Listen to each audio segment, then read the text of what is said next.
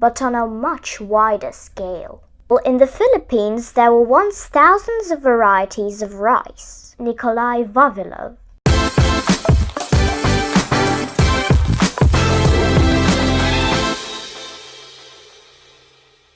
Food for the future.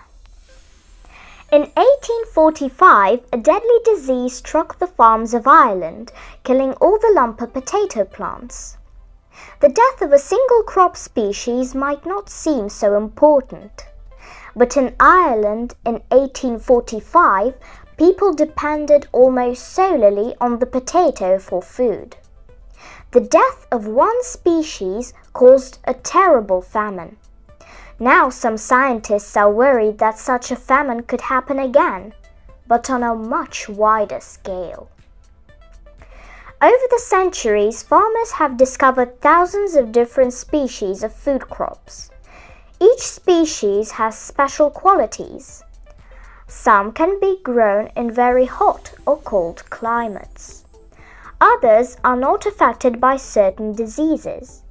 However, you won't find any of these species in your local supermarket. To feed the 7 billion people on Earth, most farmers today are growing only species of plants that are easy to produce in large numbers. Meanwhile, thousands of other species are becoming extinct. For example, in the Philippines, there were once thousands of varieties of rice. Now fewer than 100 are grown there. In China, 90% of the wheat varieties grown just a century ago have disappeared. Experts believe that over the past century, we have allowed more than half of the world's food varieties to disappear. Saving the seeds.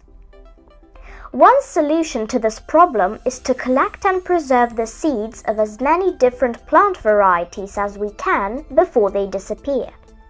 This idea was first suggested by Russian scientist Nikolai Vavilov.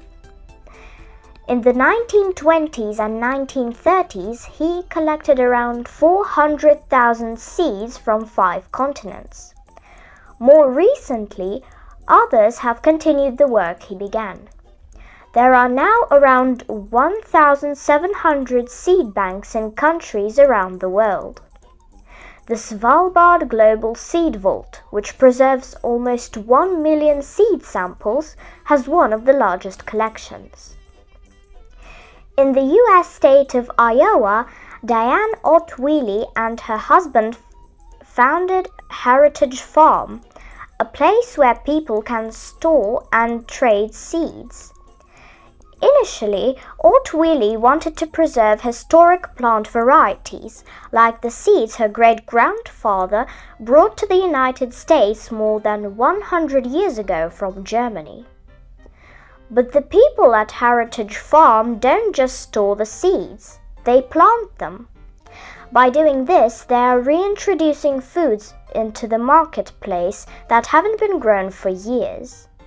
These food species are not just special in terms of appearance or flavor. They also offer farmers food solutions for the future from the past.